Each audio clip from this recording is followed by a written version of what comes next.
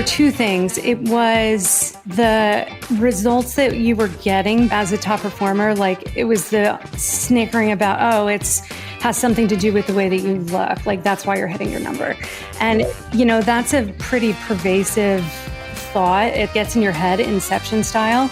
And so there was that piece of it. And then there was, literally what you deal with from your prospects and sometimes clients as a female salesperson that is supposed to cater to, your buyers.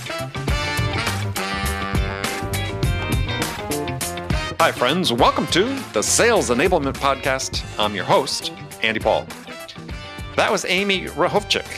She's a channel director at Sales Hacker. And a few weeks ago, I read an article that Amy had written about the mental health challenges that salespeople face day in and day out. And what particularly struck me about the article was Amy's courage in revealing and talking about her own struggles with mental health. So I asked Amy to come join us on this show to talk about mental health in sales and to share some more about her story. And perhaps it will inspire any one of you who are listening to this to pay attention to your own feelings, to seek out help or to someone to talk with if you're in need. I mean, sales has always been a lonely profession, but never more so than now, when we're all away from the office, working from anywhere, isolated from our colleagues and sources of support. So this is the first of what we plan will be frequent conversations about this topic. So hope you enjoy it. All right, let's jump into it. Amy, welcome to the show. Thank you, Andy. Delighted to be here. Well, it's a pleasure to have you here. So where have you been hiding out during the pandemic? I have been toughing it out on the Jersey Shore. Oh, really? Since March? Yeah. Yes. I actually made the decision to come right early on in the beginning, and it's been particularly fun. During the summertime when you can just go to the beach at will. Yeah. Okay. So Jersey Shore, not a bad place to be. So you had written an article about mental health challenges in sales and actually talking about some of your own mental health challenges. And I read that and was struck by it and said, yeah, I need to invite Amy to come on the show and talk about this because I think it's such an important topic. I'm so pleased to hear you say that because I obviously agree, a little biased, but agree wholeheartedly. And I think more notably, your willingness to engage so quickly with someone that just, to your point, wrote an article.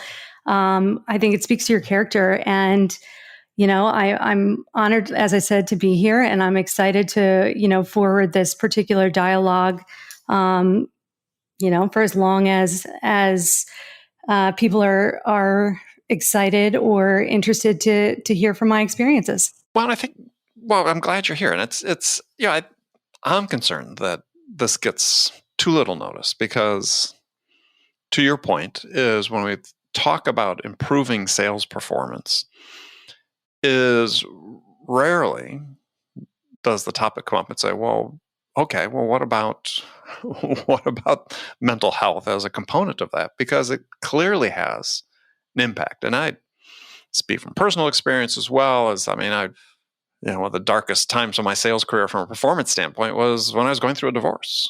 Mm-hmm. And, as your marriage falls apart and so on is the stresses and everything that come with that are, they have a huge impact on you. We try to, sales it's always been this sort of stoic environment, right? Where we're supposed to swallow how we feel, but it has such a huge impact. You're absolutely right. And I think the impact that mental health has in, I think, any kind of performance-based industry is very real. And I draw correlations to athletics quite often. Sure. Me too.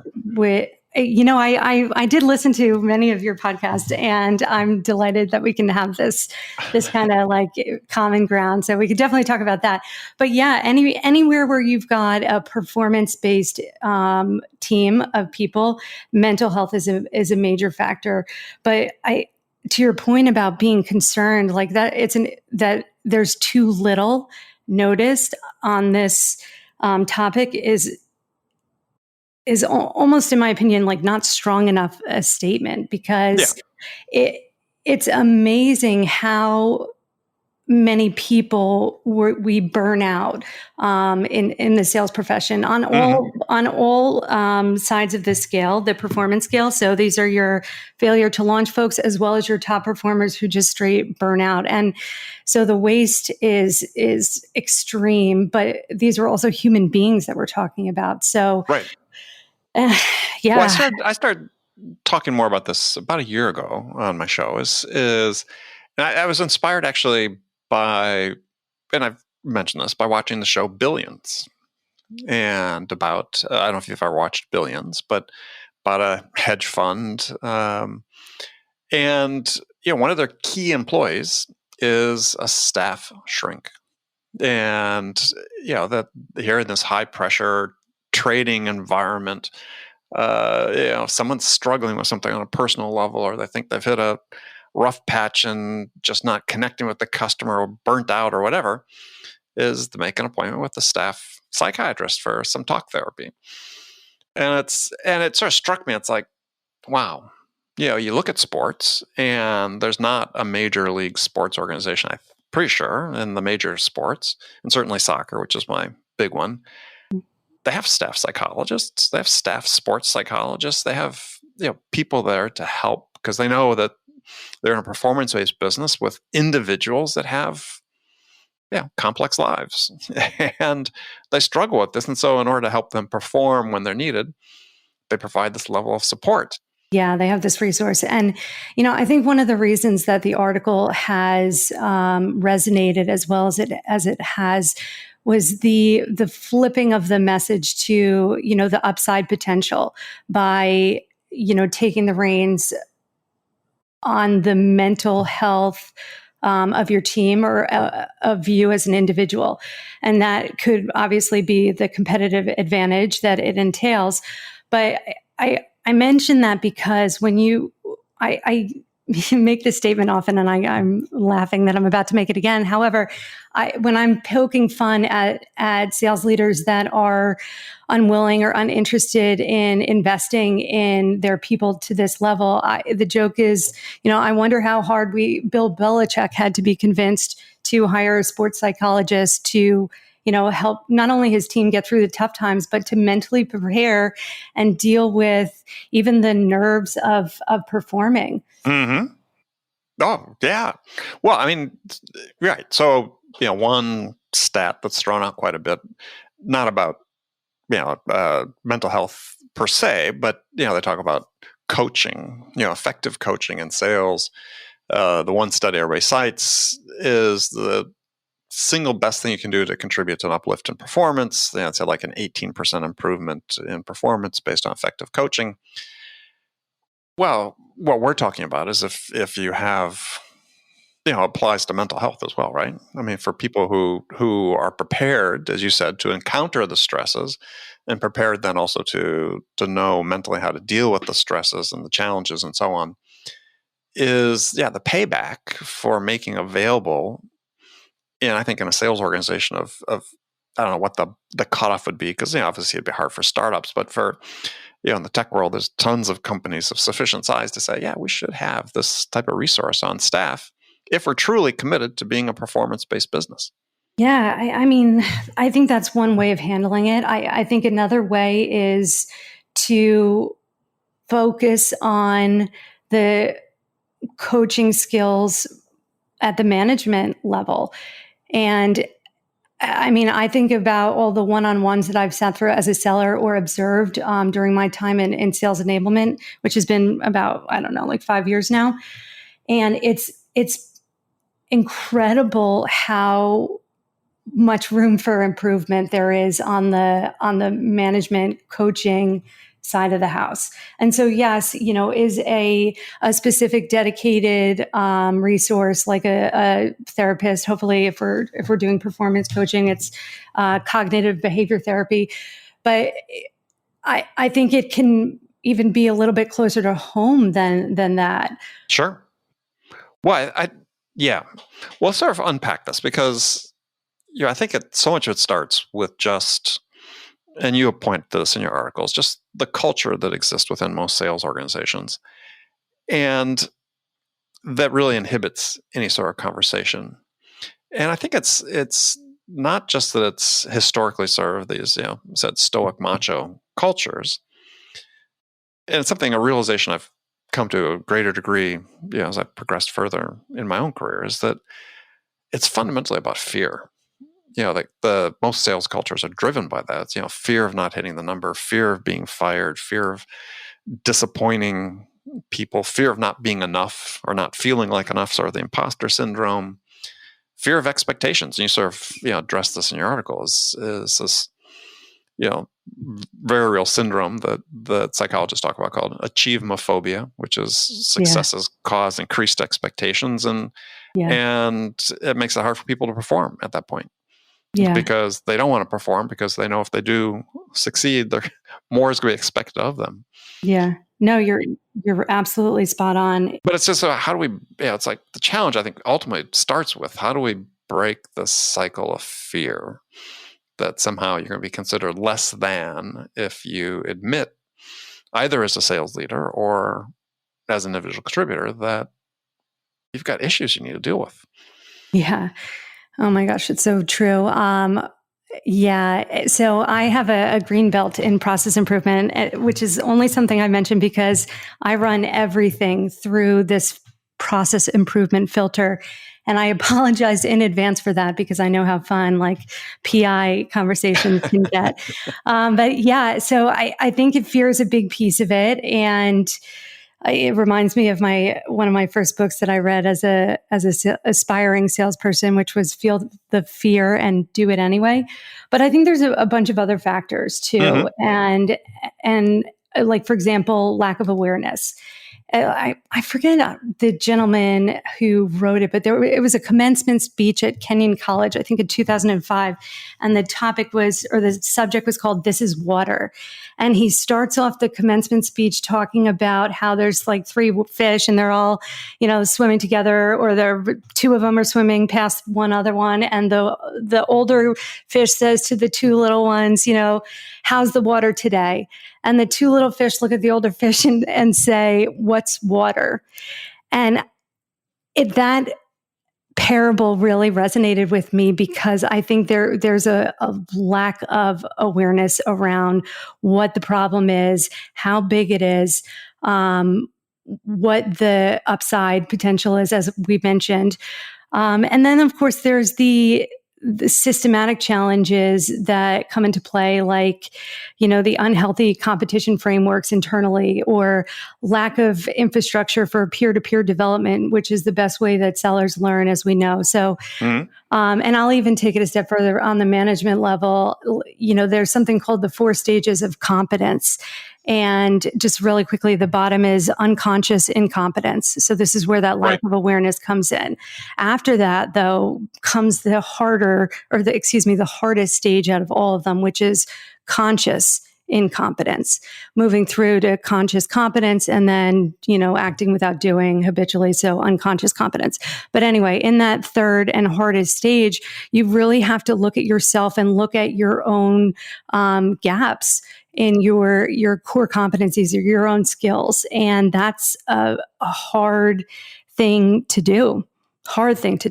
I equate it to, getting up and getting ready in the morning and staring at what my women friends will know lovingly as the mirror of truth, which is that mirror that's magnified like 20 times on your dresser where you apply makeup. Anyway, so staring in the mirror of truth is hard, and it's much easier to, close the book or look away. And I think that that's a big part of the problem as well. And I'll even add one more that you touched on in a different podcast, which is this idea of not being able to institutionalize or operationalize the changes that we want to see happen. So I think that's another massive piece of it too. Yeah, well, I mean, just from a scoping standpoint, we talk about self-awareness, is you write in your article that salespeople are 3 times more likely to struggle with mental health symptoms than the average American. And sort of interested where you found that, or how current that data was. Where I got those numbers from. It's so great. So I had a phenomenal editor on this piece over at Sales Hacker, Michael Aragon. Thank you, Michael. But anyway, we went back and forth about how to present the data at the beginning, and I originally had the links in there. So that would have... I'm glad you asked the question. So the numbers came from 2 places. It was the CDC numbers of Americans that are reporting problems with symptoms, and it was for 2 years in a row.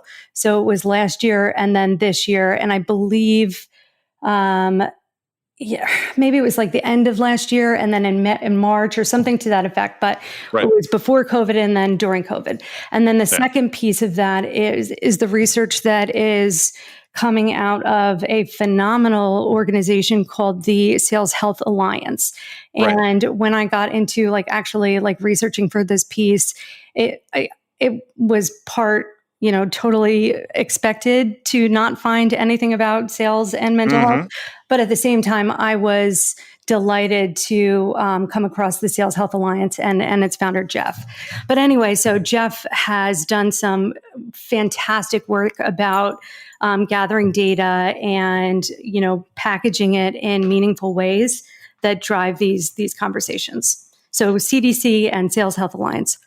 All right. But let's just repeat that so that, people are listening, understand is that, 3 times more likely than the average person to struggle with mental health symptoms. So, and we'll, continue to sort of dig into this, but it's you have to your point, you have to have the self-awareness to understand that you may have felt this way for a long time and may think, hey, this is just the normal part of being in sales, but it's not. No, it's not. It's not. And the challenge with not recognizing that you're what water is when you're in water, and then I reference also the filter bubble or the echo chamber that is just rages in our profession, is it just perpetuates these inaccurate beliefs. But so sellers are 3 times more likely to struggle with mental health symptoms, and I'll even take that a step further. When I first compared apples to apples, both in the CDC study to Jeff's study done during identical time periods. I then cross-referenced it in the middle of COVID. So I was able to look at the CDC numbers and the average American struggling with symptoms during COVID, and it had tripled, right? So my assumption, and it's a loose one that I make in the article, but mostly for dramatic effect, but the idea is if the average American symptom rate has tripled now since COVID, then what do we think that's doing for the salespeople? And it's a staggering number when you get into it, just to think that over 90%, that's what it ended up coming out at. Over 90% struggle with symptoms. But I think, it's worth having a conversation of scoping or defining what counts as symptoms, specifically ones that we can see or feel and ones that we can't necessarily see or feel. Right. But anyway, it's insane. Well, pun intended. Well, the bottom line is no one escapes, I think. Right. In my long career, working with hundreds and thousands of sellers and managers and so on, I don't think anyone ever escapes unscathed. And the question is whether they ever did anything about it, or sort of came and went or so on. But I was wondering, are you okay if we get into your story, personal story? Yeah, of course. So, you fairly dramatic in your articles that you spent time in a treatment facility, and tell us what happened. Yeah, so I think it was a culmination of many things leading into the treatment facility. But I want to just preface that by saying that I consider my story to be now in 2 phases, and the first was starting with the decision to seek treatment. And then the second and more interesting one, I think, was, reclaiming my power back after kind of going through the system. But, just for continuity's sake, the treatment piece of it, I mean, you're talking about 15 years in sales at that point. So and top performance too, as I mentioned, but that's 15 years of pressure and managing daily swings.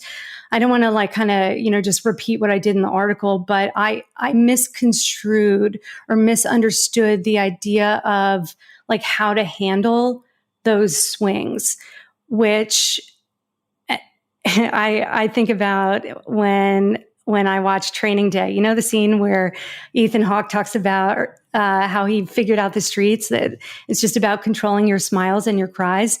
So it's like the same kind of thing with selling, but I chose the wrong way to control, air quotes around control, the swings. And I chose to freeze them out, which was and the swings wrong. In this case being swings in emotion based on what's happening on the job, highs and lows, and not just your performance, but also the environments you worked in, the cultures you worked in, and so on. Oh yeah, I mean, there's no support, there's no resources. Most of the time, the coaching that you're getting is fundamentally inaccurate and wrong. And for me, I knew very early on that I didn't want to be a sales manager. And as I mentioned in the article, my last year selling, I hit my annual quota 3 months into the month. And so there was a boredom aspect to it. Like another story, I was on the Upper West Side and I was heading to a big law firm in Midtown, probably downtown actually. And I was putting together my presentation in the cab on the way to the meeting. And it's like, at that point, it's, and now mind you, these are partners at some of the most prestigious law firms on the planet, like smart, brilliant people. But it struck me as, my gosh, has it really come down to this, that I can feel confident just putting this together? And mind you, nailed the meeting, but there's a big boredom piece to it. And then the hopelessness sets in when you look at what else do you do with the experiences that you've racked up so far. And so, especially when you associate so much value on your career, like I do. So that was hard. And I will say that the icing on the cake, was the Me Too movement and Trump getting elected and recognizing the extent of the brotopia in San Francisco where I was at the time. And it was, so there was a little bit of PTSD, tossed in there, because when you ice your feelings out for a decade or more, you don't, there was a lot to process. And so I just realized I was out of my league and sought help. Yeah. Well, so two questions. One is, first, I mean, in that environment you talked about, sort of in the brotopia in LA, or San Francisco, excuse me, but also in New York before that, did you feel isolated being a woman in that environment? No, it wasn't about that. It was more, so there were two things. It was the results that you were getting or as a top performer, it was the snickering about, oh, has something to do with the way that you look. That's why you're hitting your number. And, that's a pretty pervasive thought. It's it gets in your head, Inception style. And so there was that piece of it. And then there was, literally what you deal with from your prospects and sometimes clients as a female salesperson that is supposed to cater to, your buyers. And I was fortunate in the sense that I had a director who became a VP that was a mentor of mine. And he, after I told him one particular story, thank God, was like, you know what, Amy, we don't need any business that badly. So is it like a prospect propositioning you? Or? Yeah, that was a prospect being very inappropriate. And it was beyond inappropriate that I actually said something about it, because most of us are conditioned not to say anything about it. And then the second piece of it, hopefully we're changing that with. Well, if you listened to our episode with Rachel May last week, yeah. Oh, I loved it. I love the comment thread on your LinkedIn profile about it. But yeah, so that was a big part. But then I also had a sales manager that didn't want to hear about it and wanted there was one deal that was pretty important, and we had worked on it for a while, and we had rented a black car to take this particular prospect out to dinner, and everybody else had exited, and as I'm leaving, like literally pulled me onto his lap and tried to kiss me. And now this is happening as we're walking into the restaurant. Oh shit! So this is somebody you worked for? Yeah, this was or your boss's boss? No, this was a client or a prospect. Oh, it was a client. Okay. Oh, sorry. This was a prospect, not a client even yet. And the hard part about it was not what happened, but when I went to my manager about it, like it was. His response was, "Get to close the deal," and the not spoken remainder of that sentence was at any cost necessary. I mean, It was just insane. Like that's insane too. And this is, I imagine, and following up again with the conversation with Rachel, is for most men, they just don't have any conception of what's going on and how often the women in sales confront this. It's so funny that you're asking this question.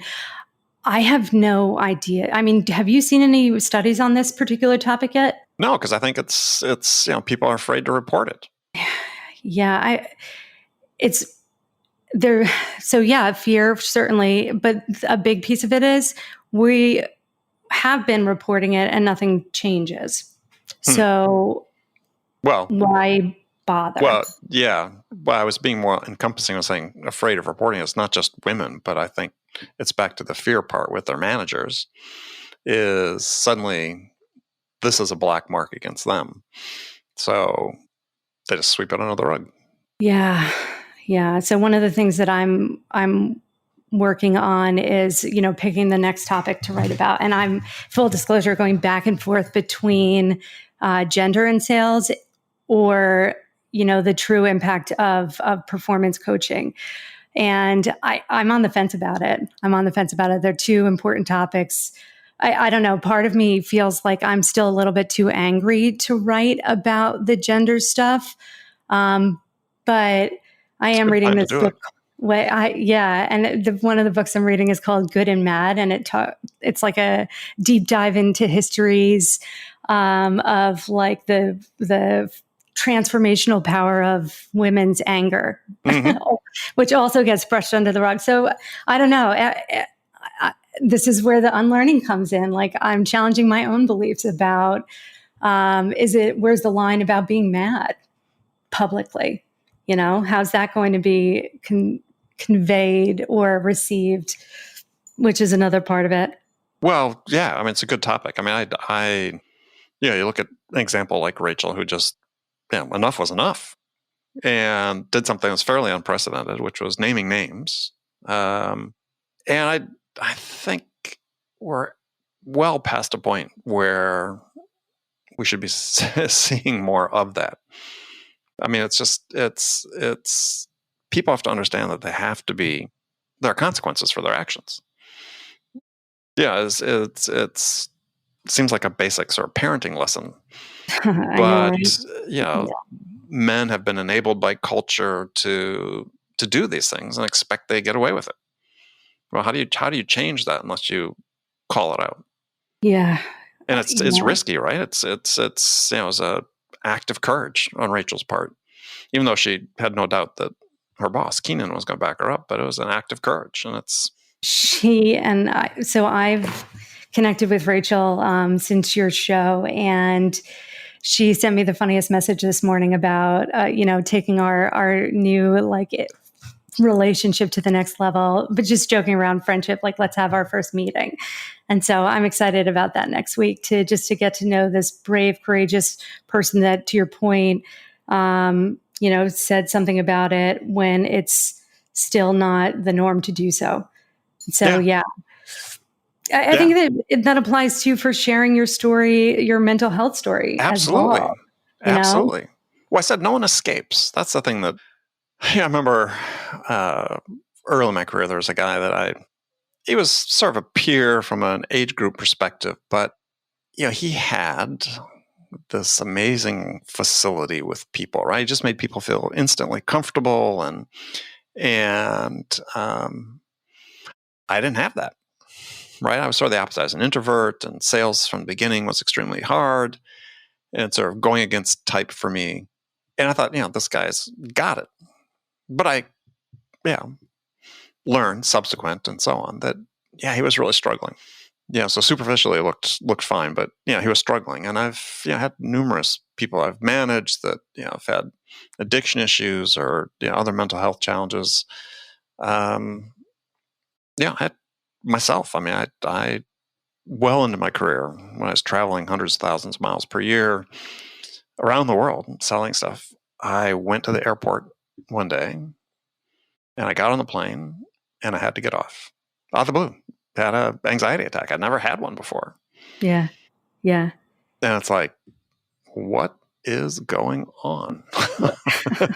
It's so true. And this happened before 9/11. So, but even then they weren't happy to have somebody sit on the plane, then at the last minute hop up and leave. But I just couldn't have stayed on the plane. Yeah. That's crazy.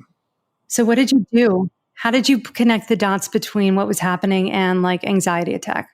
Well, I figured out pretty quickly it wasn't a heart attack. But it was sort of clear to me. It's exactly what it was. And so that, over a period of time led to me seeking help, to deal with some of that. Yeah. Because in my business, I couldn't not get on airplanes. Right. And, but there was a number of years where, flying was extremely challenging. Yeah. So I just a quick rephrase on the question. I should have been clearer, and that was there's a disconnect between feeling a certain way and taking a moment to really think about where that feeling is coming from. And I'm going to bring this back to my story. And well, I can relate it to. I mean, to your point is there's things I talked before. This is going on in my marriage that were extremely difficult, and in addition, working at a high stress startup job, and there are lots of contributing factors. I mean, it didn't just materialize out of nowhere. Yeah. So that's definitely the truth. It takes a little bit of time to kind of build up to that point. But I think that what's more hopeful or worth noting at this moment is how quickly anxiety evaporates when you connect it to a source.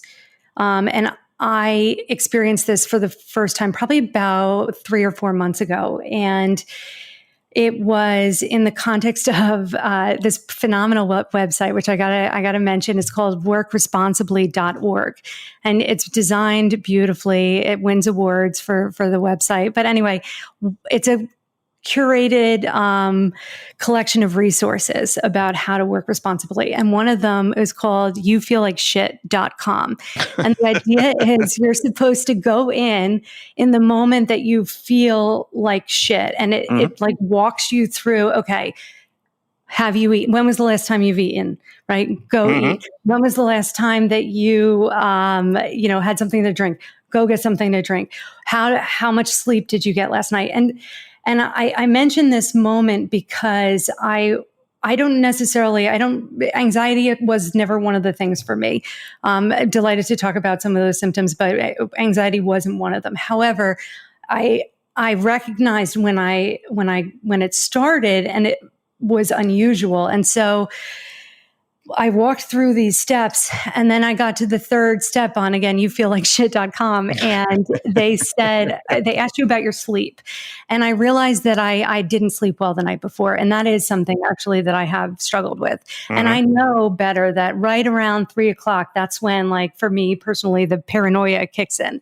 And so in that moment, though, when I connected the dots between the way that I'm feeling right now, again, which is that function of step one, get present and evaluate, to, okay, where did this feeling come from? It evaporated. I mean, I've never experienced anything like it. It just dissipated in like 2 seconds.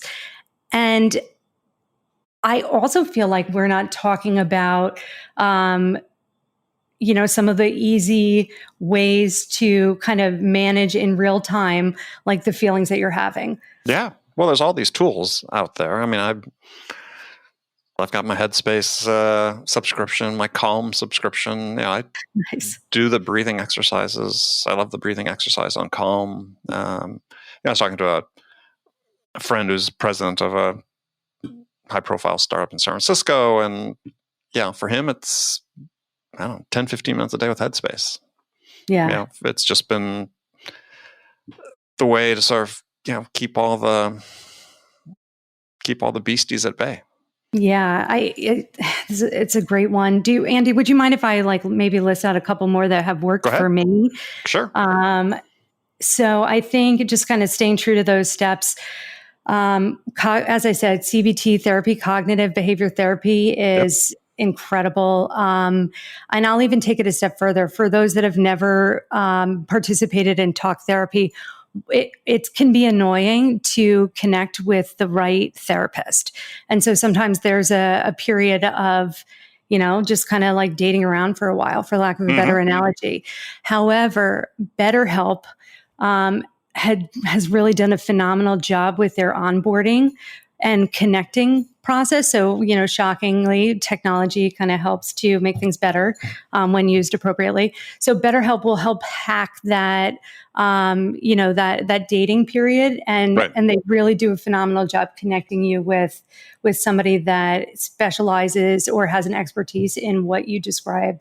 So BetterHelp.com. Yeah, BetterHelp.com. Okay. Also very timely. Well, I think there are other things, though, too. It was sort of alluded to in the TED Talk you linked to Sean Aker, which I'd read about earlier in the pandemic, and I think just made so much sense, which was, first of all, turn off Twitter. Yeah. And as you just have to sort of quiet the noise. And what he talked about is, and I think is another thing that's important is, and this was advice given by psychologists back in March. I'd read that, read enough to stay safe, and then that's it in terms of the daily news.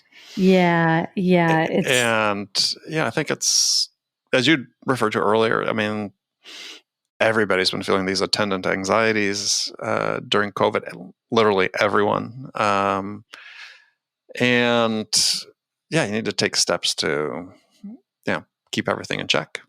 Yeah, it's spot on. And I actually want to put a pin next to the social media, or specifically LinkedIn, because I think that's a key piece of this topic that's worth noting. But yeah, quieting the noise is massive. I think my time selling information services like that changes you. And so you just learn, you interact with information or data differently when you know how to, assign a dollar amount to its value, which is a function, by the way, of connecting it to business decisions and the person making the decision in that moment. So real time. But anyway, I've now really cultivated a very healthy disdain for both white noise and misinformation. And so it plays nicely, though, into this step 2, which is eliminate. So cut out social media. That was a big part for phase 1 for me. I mean, I'm still not back on Facebook or Instagram, and tiptoeing around LinkedIn, if I'm being honest. But it's also the newsfeed, to your point. And I'll even take it a step further. I actually canceled or, paused my subscription to Netflix and HBO so that I could tripled down on like reading books right now, which is something that I had identified as during evaluate phase as something that, recharges me.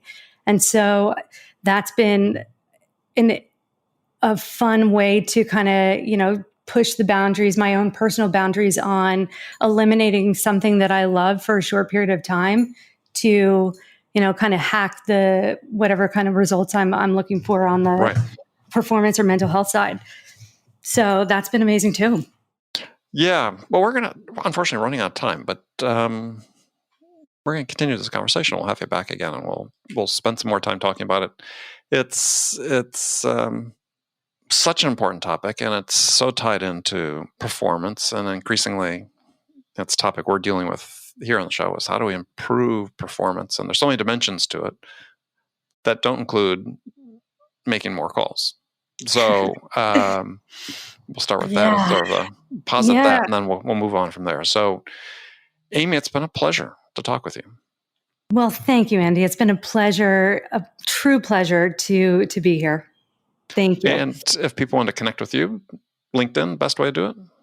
LinkedIn is the best way to do it. Also, I'm very active as the channel director for the AE channel on this Sales Hacker community. So Got it. You can come play with us over there too. All right. Perfect. Amy, thank you. Thank you, Andy. Okay, friends, that's it for this episode. First of all, I want to thank you for taking the time to listen. We're so grateful for your support of this show. And I want to thank our special guest, Amy Hrehovcik, for sharing her story with us today. If you enjoyed this episode, please subscribe to this podcast, Sales Enablement with Andy Paul, on iTunes, Spotify, or wherever you listen to podcasts. If you could also leave us a rating or review and let us know how we're doing, we'd certainly appreciate that. You can do that all on your phone in less than a minute as soon as this episode is over. So thanks for your help, and thank you so much for investing your time with us today. Until next time, I'm your host, Andy Paul. Good selling, everyone.